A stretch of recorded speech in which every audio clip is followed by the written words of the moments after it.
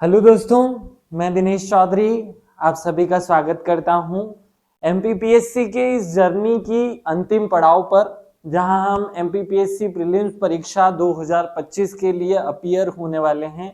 मात्र एक दिन बचा हुआ है और हम सीधे एग्जाम में प्रवेश करने वाले हैं।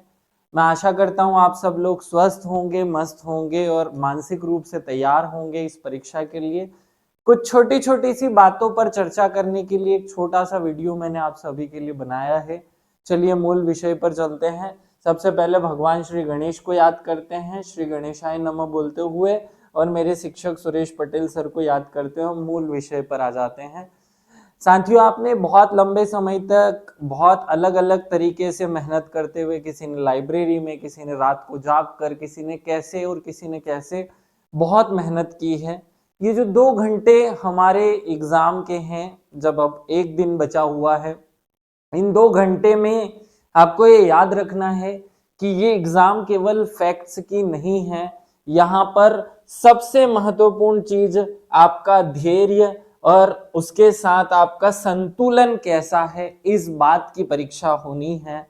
आप लोगों को ये लगने लगा होगा कि मैंने सब पढ़ लिया है, अब मैं रिवीजन करने जब बैठता हूं या आप जब कुछ भी रिवाइज कर रहे होंगे तो आपको सब पढ़ा पढ़ा सा लगता होगा।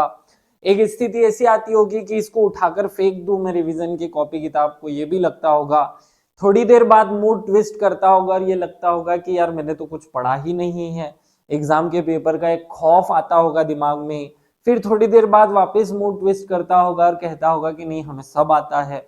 ये दिनचर्या आपकी जरूर होनी चाहिए। ये कॉमनली स्टूडेंट की पहचान है, इससे डरना नहीं है। ये आपके अकेले के साथ नहीं हो रहा है, ये सबके साथ हो रहा है। कुछ विशेष बातें जो इस परीक्षा में आपको ध्यान देने की है, उन पर हम सीधे बात कर लेते हैं। चलिए शुरू करते हैं। पहली मूल पॉइंट आप याद रखेंगे कि इन 2 घंटों में आपने कितना पढ़ा है, इस बात की परीक्षा होनी है।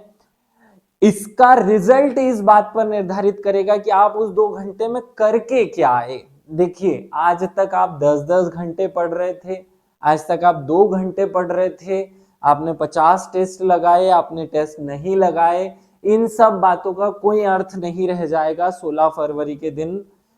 केवल और केवल अर्थ ही इस बात का रह जाएगा कि उस 2 घंटे में आप आपके अंदर से कितना वहां दे करके आए। क्योंकि वो जो एग्जामिनर होगा उसके पास ये लिखा हुआ नहीं है कि आपने कितने घंटे पढ़ाई की, क्या क्या समस्याएं झेल करके पढ़ाई की। केवल उसके पास आपका ओएमआर शीट होगा, और ओएमआर शीट पर अपना सर्वश्रेष्ठ प्रदर्शन अगर आप चाहते हैं तो आपको संतुलन बनाकर रखना होगा, आपको धैर्य रखना होगा। जल्दीबाजी, हड़बड़ाहट, छोटी छोटी समस्याएं आपको फेल करवा सकती है, और बस उन्हीं छोटी छोटी समस्याओं पर बात करने वाले हैं। चलिए शुरू करते हैं।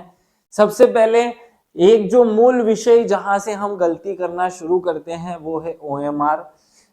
कॉपी पर गोले भरने में विशेष सावधानी रखें, कोई जल्दीबाजी नहीं है। अगर जल्दी में, देखिए वैसे तो उस एडमिट कार्ड पे लिखा हुआ है कि आपको 10 मिनट पहले परीक्षा हाल में प्रवेश करने पर बंद कर दिया जाएगा, इसलिए आधे घंटे पहले पहुंचे, 1 घंटे पहले पहुंचे, सब कुछ है। लेकिन अगर आप फिर भी लेट पहुंचते हैं तो भी शांति से आपको इस शीट को भरना है। इस शीट में ये नमूना है जो पीएससी आपसे टेस्ट लेने वाला है, उसका मूल विषय क्या है वो हमें पहले ही याद होता है कि हमें क्या क्या भरना है। यहाँ कैंडिडेट का नाम भरना होता है हमें, वो भी कैपिटल लेटर्स में। तो मैं अपने नाम को भर करके इस पॉइंट को आपको बता रहा हूं, हमें कैपिटल लेटर्स में यहाँ नाम, और चाहो तो आप सरनेम जैसा आपके एडमिट कार्ड पे लिखा हुआ है वैसा हम भरते हैं।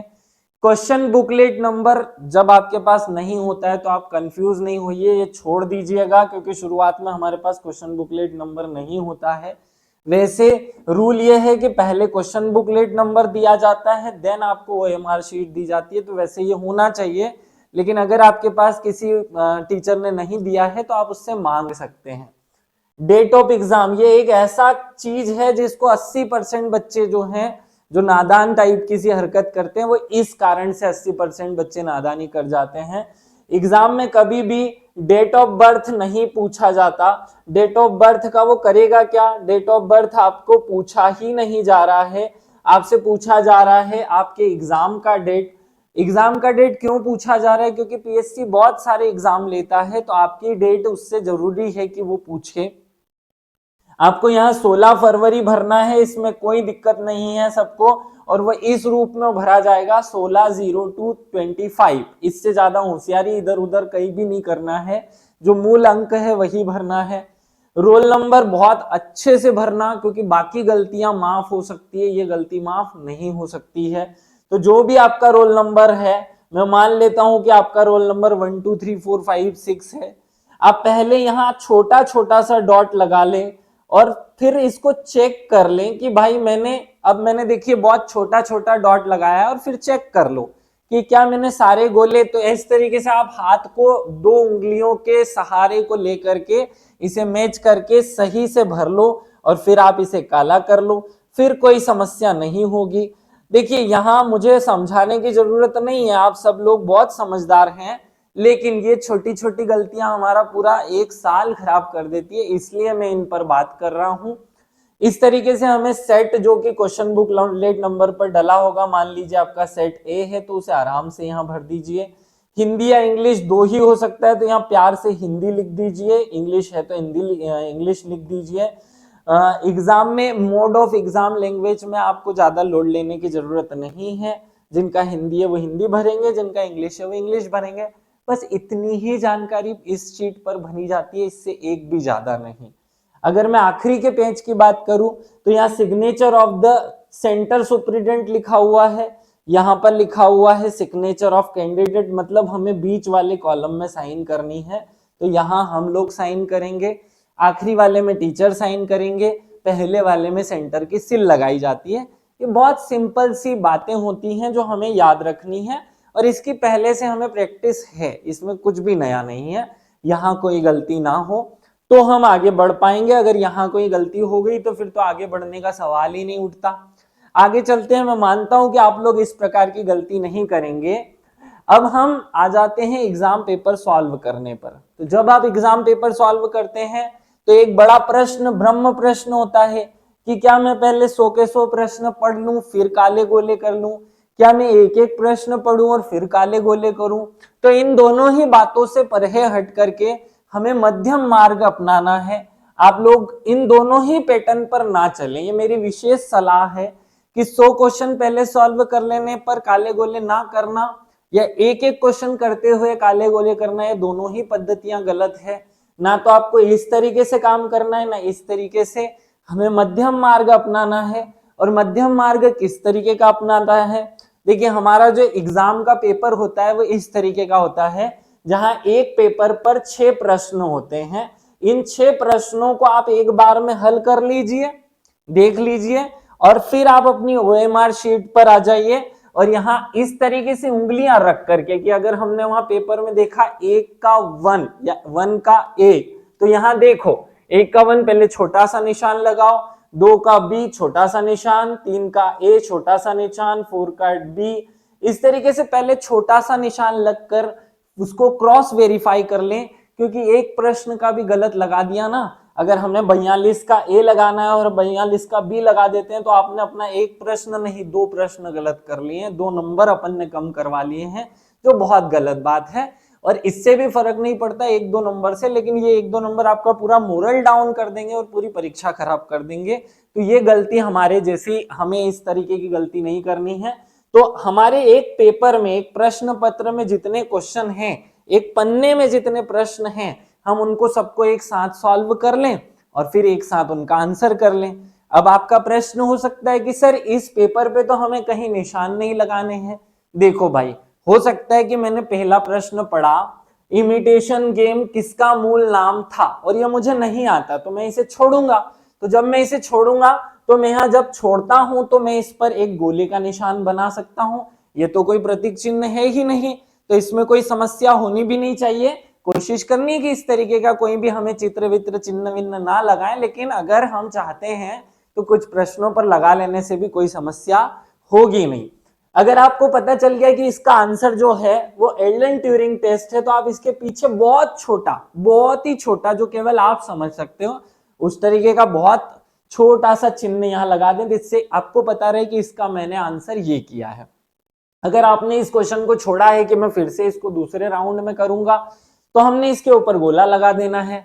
और अगर उसका आंसर आ गया है, जैसे ट्विटर के संस्थापक जैक डॉर्सी हैं और ये पहला यहाँ पे ऑप्शन लिखा हुआ है जैक डॉर्सी, या जो भी है, हमें मान लो ए करना है तो ए के पीछे एक बहुत छोटा सा डॉट लगा देता है कि हमें पता चल जाए कि बी का आंसर ए करना है या बी करना है या सी करना है। इस तरीके से आप पूरे पेज को 6 क्वेश्चन को हल कर लो और इनके निशान लगा लो। तो मेरे हिसाब से ये बेस्ट तरीका होता है, हम मध्यम मार्ग अपनाते हुए या बुद्ध का जो मध्यम मार्ग था उसे अपनाते हुए इस आंसर को करें। ये तो बहुत नॉर्मल सी बात हो गई। हो सकता है कि किसी स्टूडेंट को 2 ऑप्शन में समस्या हो, उस पर भी बात करेंगे। मौर्यकालीन प्रशासनिक व्यवस्था में प्रादेश था किससे संबंधित था, और हो सकता है कि यहाँ आपको जो है 2 क्वेश्चन में प्रॉब्लम हो या आपको ये क्वेश्चन का आंसर नहीं याद हो। तो जब हमें कुछ भी याद नहीं रहता तो हम गोला लगाकर आगे बढ़ जाते हैं कि इसको हमें क्या करना है, बाद में देखना है। पहले राउंड में हम जो 100 प्रश्न होंगे उनको हल करने की कोशिश करें। जो हमें आता है आप उसे हल करें और बाकी के क्वेश्चन पर गोला लगा लें या कुछ ना कुछ अपना एक बहुत छोटा सा प्रतीक चिन्ह बनाकर रखें। जो हो सकता है आप उसके नीचे छोटा सा, जैसे ये नंबर लिखा हुआ है 3, तो 3 के नीचे जरा सी इस प्रकार की एक डंडी लगा लें। जो भी आपको उचित लग रहा है, ऐसा कोई मार्क जो किसी चेकर को ये संदर्भित ना करे कि हम उस प्रश्न पत्र से किसी को कुछ दिखाने की कोशिश कर रहे हैं। और ऐसा करने से भी पहले हमें सबसे पहले अपना जो प्रश्न पत्र होगा उस पर अच्छे से अपने रोल नंबर लिख देने हैं, ताकि ये सारी शंकाएं दूर हो जाए कि हम अपने किसी व्यक्ति से प्रश्न पत्र बदल करके चीटिंग फिटिंग करने का कोई काम करने वाले हैं। तो आपको ये बहुत ईमानदारी से पेपर पे अपना रोल नंबर जरूर लिख देना है, ताकि सारे प्रश्न ही अंत हो जाए कि हमने कुछ किया। आगे बढ़ते हैं। अब हमारे सामने समस्या आती है कि पेपर सॉल्व कैसे करें, पेपर सॉल्व करने का क्या सिस्टम होना चाहिए। देखिए, पेपर सॉल्व करने के लिए जो सबसे बेसिक इंफॉर्मेशन मुझे आपको शेयर करनी है, आपको साइंस समझना होगा कि हमारा दिमाग का साइंस कैसा है, हमारा दिमाग कैसे काम करता है। अगर आपके सामने कोई प्रश्न लिखा हुआ है और उसके साथ में 4 ऑप्शन लिखे हुए हैं और हमारी नजर, जो कि इनपुट डिवाइस है हमारे ब्रेन का, तो अगर हमारी नजर इस ऑप्शन पे पड़ जाती है तो फिर हमारा दिमाग उस ऑप्शन को देख करके प्रश्न बनाने की कोशिश करने लग जाता है। जैसे सामान्यतः मैं यहाँ एक प्रश्न लिख देता हूं। मान लीजिए कि यहाँ कोई प्रश्न लिखा हुआ है और उसके ऑप्शन में ए बी सी डी है और यहाँ जो बी ऑप्शन है और सी ऑप्शन है वो बहुत क्लोज ऑप्शन है। आपकी नजर बी ऑप्शन पर पहले पड़ी है, तो आपका जो दिमाग है वो प्रश्न को उस तरीके से पढ़ने की कोशिश करेगा कि वो सिद्ध करे कि बी ही सही है, क्योंकि आपकी नजर पहले बी पर पड़ी है।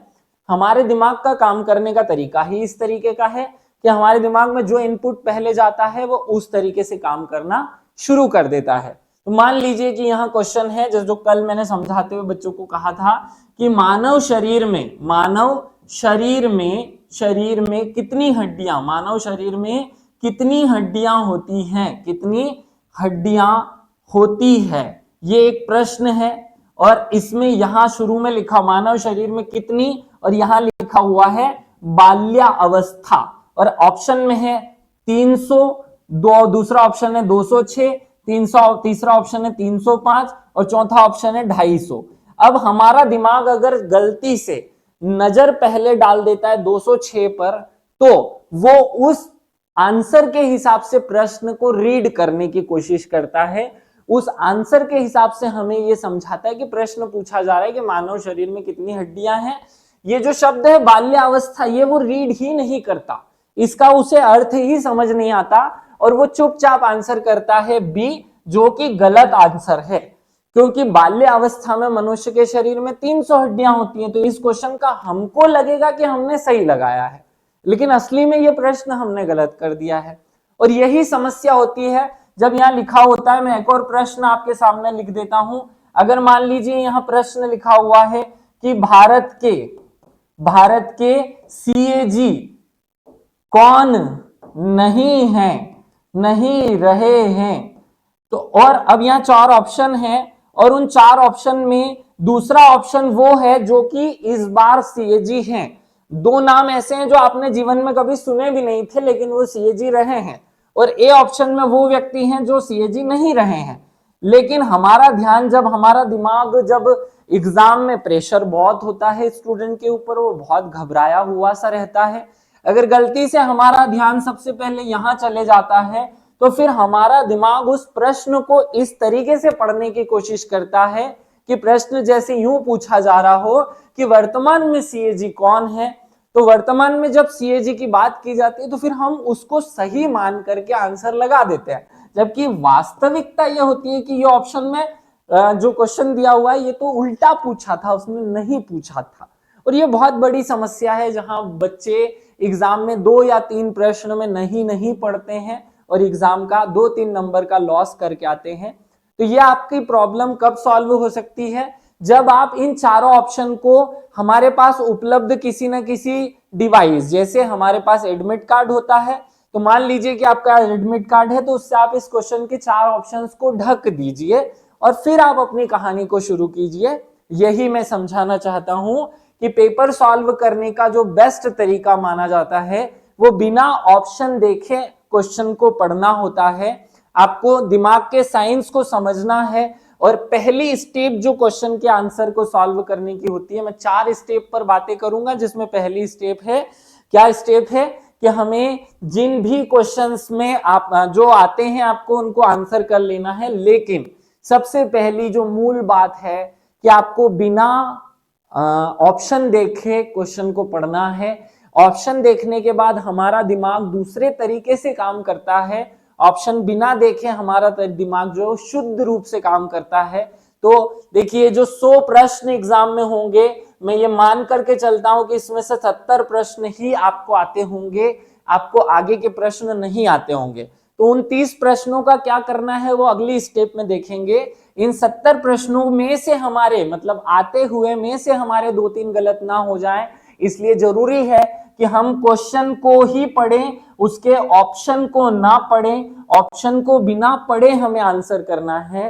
तो स्टेप पहली जो होती है वो आंसर सॉल्विंग की, वो क्वेश्चन के ऑप्शंस को ढक करके क्वेश्चन पढ़कर 70 के आसपास 65, 70, 75 जिसकी जैसी क्षमता है वो उतना ईमानदारी से क्वेश्चन के आंसर करें और बाकी के क्वेश्चन पर गोला लगाकर उसे छोड़ दे।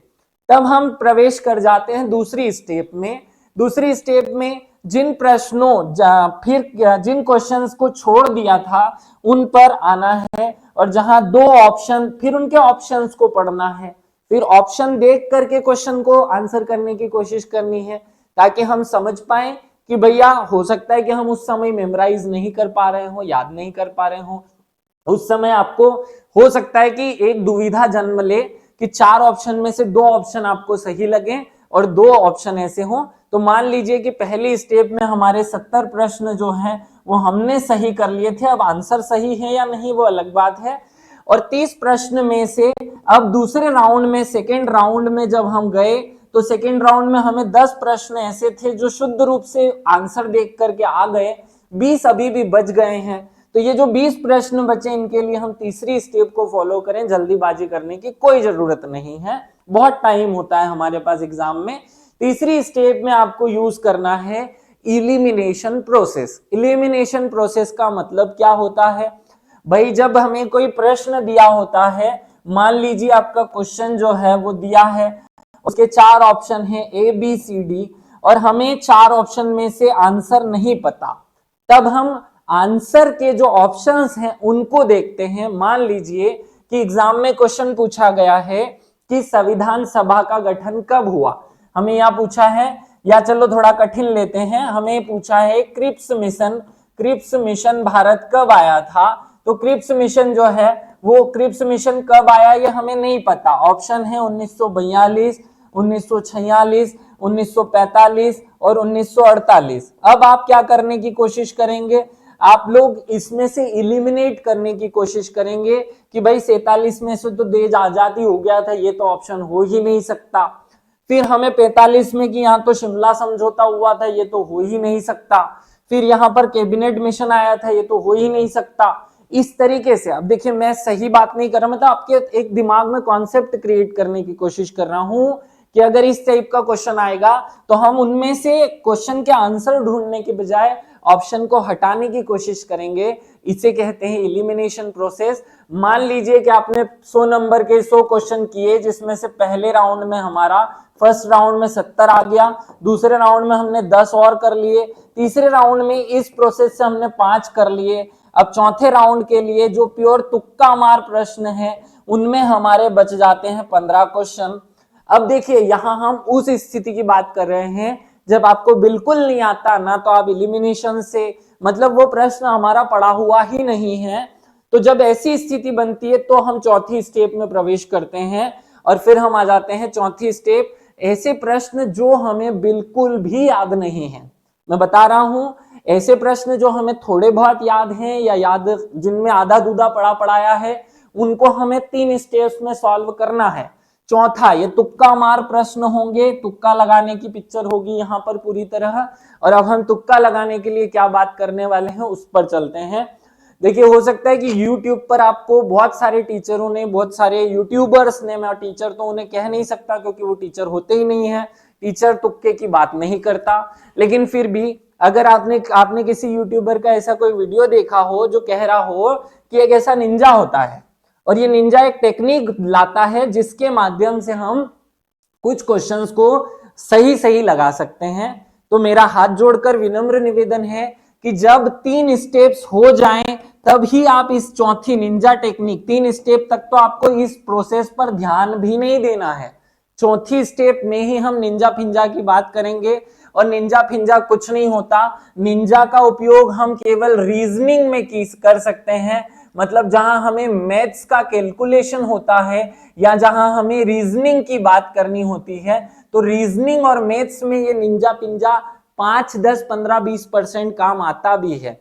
जीएस में बिल्कुल निंजा काम नहीं आता है, तो निंजा टेक्निक बिल्कुल पूरी तरह फेल है हमारे एमपीपीएससी में। देखिए जब मशीन क्वेश्चंस के आंसर बनाती है या कैलकुलेटिव क्वेश्चंस होते हैं तब निंजा काम आता है, मैं स्वीकार कर रहा हूं कि निंजा काम आता है, लेकिन जीएस जब हम सामान्य अध्ययन का पेपर करते हैं तो सामान्य अध्ययन में बिल्कुल भी निंजा काम नहीं आता है। लेकिन आप निंजा से 1-2 पॉइंट सीख सकते हैं कि जैसे कि मान लीजिए हम 4th स्टेप में चले गए और हमें अब ऐसा कोई प्रश्न मिला जो हमारा पढ़ा हुआ नहीं है, पढ़ा हुआ ही नहीं है, मतलब जिसको हम देख करके आसमान की स्थिति में पहुंच गए हैं, तो वहां पर कैलकुलेशन नहीं लगाना है।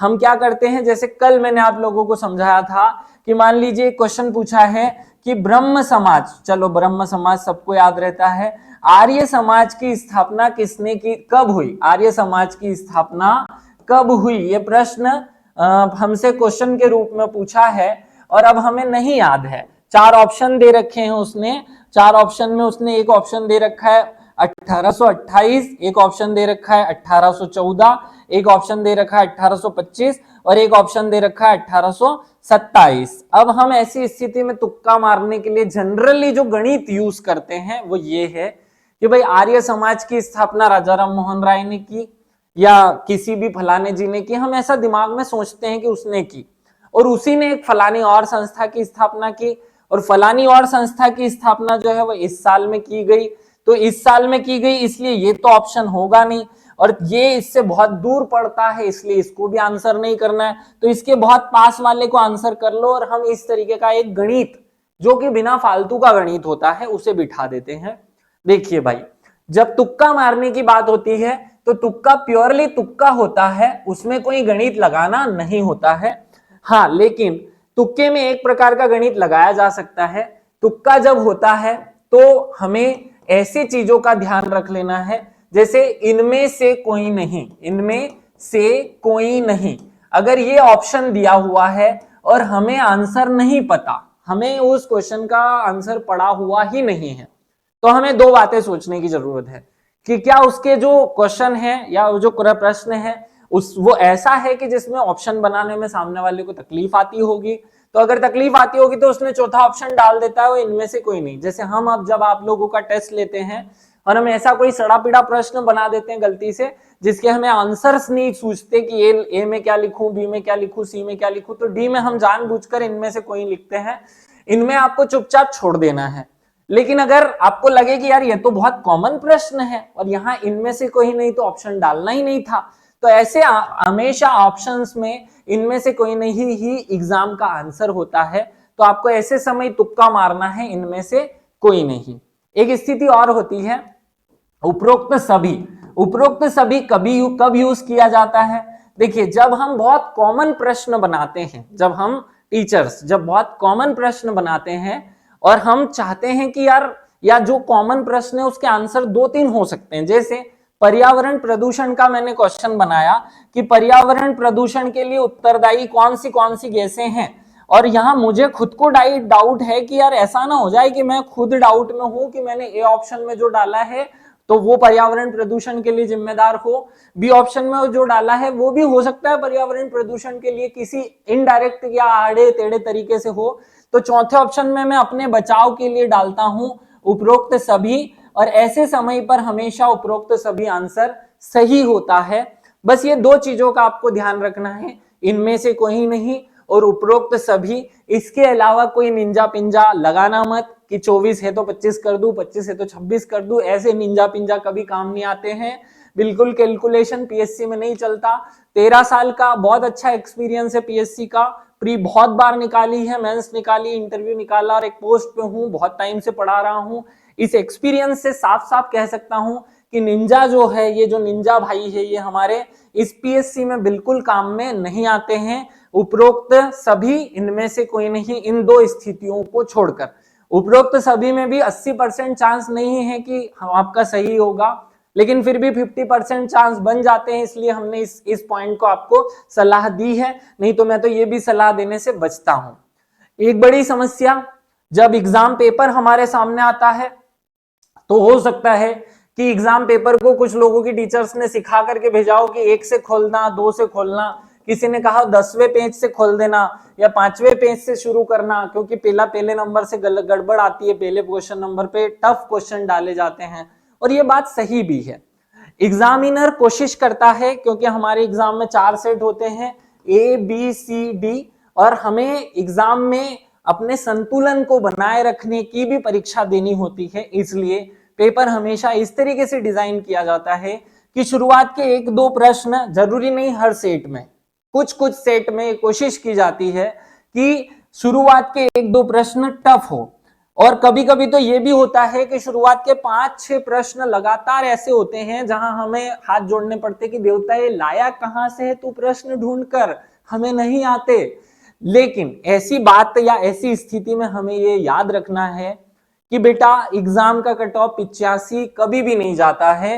एग्जाम में आज तक कभी 85 कट ऑफ नहीं गया है। मैं पूरी जिम्मेदारी से YouTube प्लेटफॉर्म पर यह बात कह रहा हूं कि 85 आज तक किसी भी एग्जाम का कट ऑफ नहीं गया। हमारी एमपीपीएससी का फाइनल कट ऑफ 81 तक गया है, और वो भी तब जब पेपर बहुत सरल आता है। तो देखो, बहुत शांति से इस बात को समझो। हमारे दिमाग में टेस्ट पेपर, यूट्यूबर्स और बहुत सारी चीजों ने ये दिमाग में डाटा घुसेड़ दिया है कि एग्जाम का कट ऑफ 85 जाएगा, 85 जाएगा, 85 जाएगा, 85 जाएगा, और ये बात आपको एग्जाम में फेल करवा सकती है। इसलिए मैं यहाँ स्पेशली बता रहा हूं कि पेपर का लेवल डिसाइड करता है कि एग्जाम का कट ऑफ कितना जाएगा। अगर पेपर का लेवल कठिन आ जाता है तो जो कट ऑफ है वो 75 से 80 के बीच में जाने की संभावनाएं होती है। अगर पेपर इजी आता है तो हमारा जो कट ऑफ है वो 70 से 75 के बीच में जाने की संभावना होती है। तो इसको थोड़ा सा उल्टा कर दो, मैंने उल्टा कर दिया है। जब पेपर सरल होता है तो हमारा जो कट ऑफ है 75 से 80 जाने की संभावना होती है। जब मध्यम होता है तो 70 से 75 जाने की संभावना होती है, और जब पेपर इजी आता है तो थोड़ा कठिन आ जाता है तो संभावना ये होती है कि वो 70 से भी कम कट ऑफ जाएगा, मतलब 67, 68, 69, जो कि पहले उदाहरण रहे हैं। 2016 के बाद 16 में तो 81 गया था कट ऑफ, 17, 18, 19 इन 3 परीक्षाओं के लगातार आप कट ऑफ देखोगे तो आपको 70 से कम कट ऑफ दिखाई देगा। और उसका बेसिक रीजन ये है कि पेपर कठिन आया था। तो पेपर जब कठिन आ गया तो वो तो सबके लिए कठिन आया होगा।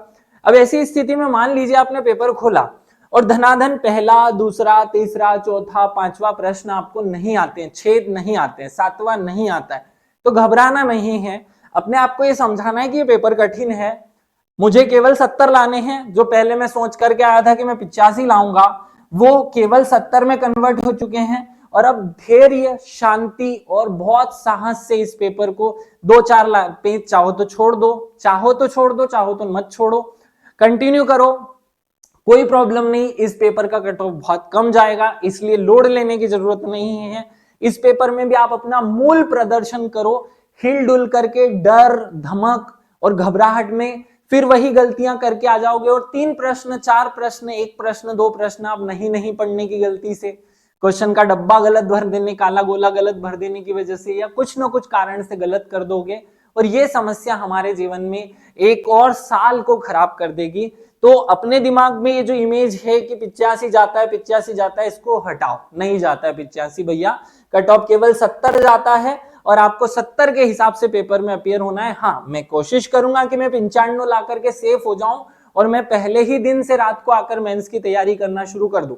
लाने में कंजूसी नहीं करनी है, लेकिन इस डर को खत्म करना है कि भैया 70 पे गड़बड़ हो जाती है। डरो मत, बिल्कुल टेंशन लेने की जरूरत नहीं। इसीलिए मैंने इस फ्रंट पेज पे लिखा, घबराओ नहीं, बिल्कुल आराम से परीक्षा देकर आओ। बहुत तैयारी की है, बहुत मेहनत की है, मैंने खूब पढ़ाया, आपने खूब पढ़ा, सब लोगों ने खूब तैयारियां की हैं, रात रात जाग कर, दिन दिन जाग कर, शादियां मिस की है, खूब परेशानियां झेली हैं, उनको एग्जामिनर को देकर आने का समय आ गया है।